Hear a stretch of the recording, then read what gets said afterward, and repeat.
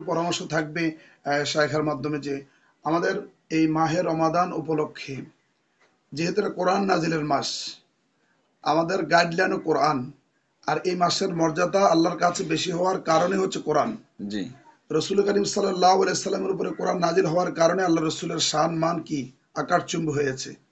তো এই কোরআন যদি আমরা যদি সেইভাবে ধারণ করতে পারি, কোরআন যদি আমাদের জীবনের গাইডলাইন হিসাবে, আমাদের জীবনের চলার পথের পাথেয় হিসাবে যদি আমরা গ্রহণ করতে পারি, তাহলে আমরাও আল্লাহ তাআলার কাছে অনেক মর্যাদা সম্পন্ন হতে পারবো ইনশাআল্লাহ। তো ইনশাআল্লাহ। সেই সুবাদে আমি আমাদের ইমামদের, প্রত্যেকটা মসজিদের ইমাম সাহেবদের আমি মনে করি যে আমাদের মসজিদ যারা নাকি মুসল্লি হয়ে নামাজ আদায় করতেছেন, নিয়মিত যারা আসছেন, অধিকাংশ মুসল্লিরাই কোরআনের খতমে তেলাওয়াতরা, যেহেতু আরাত্তিলের কোরআন তার তিলা, কোরআন শরীফটা তার তিলের সহিত পড়া হচ্ছে না, কিংবা পড়ার ওই সুযোগও পায় নাই।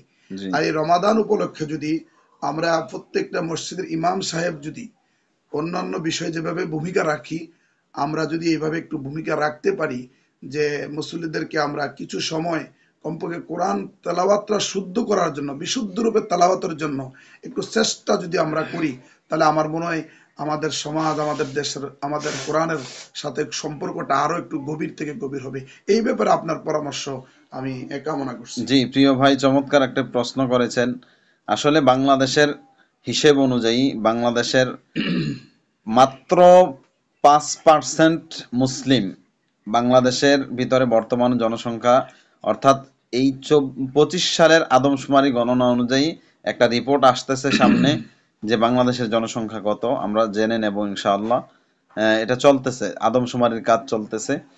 বাকি বাংলাদেশের পূর্বের আদমশুমারির গণনা অনুযায়ী বাংলাদেশে প্রায় প্রায় 18 কোটি প্লাস মানুষ রয়েছে। এর ভিতরে আমরা প্রায় 97%ই মুসলিম। এই 97% মুসলিমদের মাঝে 5% মুসলিম মাত্র কোরআনুল কারীম তেলাওয়াত করতে পারে মাত্র 5%। এর ভিতরে সহি শুদ্ধ করে তেলাওয়াত করতে পারে মাত্র 2% মানুষ।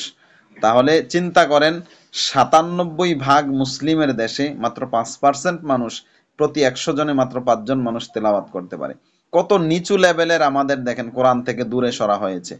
এজন্য প্রিয় ভাইয়েরা যারা আছেন, রমাদান মাসে কোরআন শিখবেন, কোরআনের তেলাওয়াত সহি শুদ্ধ করে নেবেন, এবং কোরআনের সাথে কানেকশন, কোরআনের সাথে রিলেশন আপনার বাড়াবেন। এটা আপনাদের কাছে জি আকুল জি, আবেদন বিশেষ রয়েছে। করে বিশেষ করে আমার তো একটা নাজমুল হাসান, মুফতি নাজমুল শেষ শেষ সাহেবের করি। মাধ্যমে আমার একটা অনুরোধ থাকবে। আমরা যারা কোরআন শরীফ পড়তে পারি না এবং সময় দিতে পারি না, কমপক্ষে আহ, আমাদের কোরআন শরীফের যেই বাংলা অনুবাদরা, এই অনুবাদরাও যদি আমরা একটু এই রমাদান মাসে যদি একটু আমরা একটু খেয়াল করি, খেয়াল করি, তাহলে আমাদের জন্য জীবন আরো আরো আরো আরো আরো ধন্য আমি হবে এটা ইনশাআল্লাহ। এড করেছি জি আর জি, কি, আলহামদুলিল্লাহ। add করেছি। আমরা আমাদের জীবন উজালা হবে। ভাই বুঝাতে চেয়েছেন যে আমরা আসলে কোরআন থেকে তো একেবারেই বিচ্ছিন্ন হয়ে পড়েছি। কোরআনে আল্লাহ কি বলেছেন এই বিষয়গুলো জানা দরকার। তো এই প্রচেষ্টাগুলো যদি রমাদান মাসে আমাদের আলহামদুলিল্লাহ সুবর্ণ সুযোগ আমাদের সামনে, আমরা যদি চেষ্টা করি ইনশাআল্লাহ আমাদেরকে আল্লাহ তাআলা সফলতা দিবেন। আল্লাহ তাআলা দেওয়ার জন্যই বসে আছেন, বান্দাকে দেওয়ার জন্যই বসে আছেন। প্রিয় ভাইয়েরা, আমরা বাংলাদেশের ইমাম যারা আছেন, খতিব যারা আছেন, আপনাদেরকে উদারত আহ্বান জানাচ্ছি, আপনারা যদি একটু সচেষ্ট হন, মানুষদেরকে একটু আহ্বান জানান, এবং ইয়ামুল লাইলে আপনারা যদি তার তেইলের সাথে কোরআনুল কারীম তেলাওয়াত করেন, তাহলে মানুষগুলোও রকেট মার্কা তারাবি থেকে এবং রকেট মার্কা তেলাওয়াত এবং খতমে তারাবি, যে সকল হাফেজে কোরআনরা আপনার আধা ঘন্টা 20 মিনিটের ভিতরে খতমে তারাবি শেষ করে ফেলেন, এই ধরনের খতমে তারাবি এবং হাফেজে কোরআনদের থেকে বিরত থাকবে ইনশাআল্লাহ। আল্লাহ তাআলা আমাদেরকে সুযোগ দান করেন, সুযোগ দান করেন।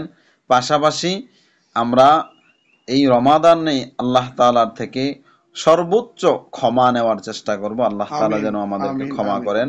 আসসালামু আলাইকুম ওয়া রাহমাতুল্লাহি ওয়া আলহামদুলিল্লাহ। বারাকাতুহু।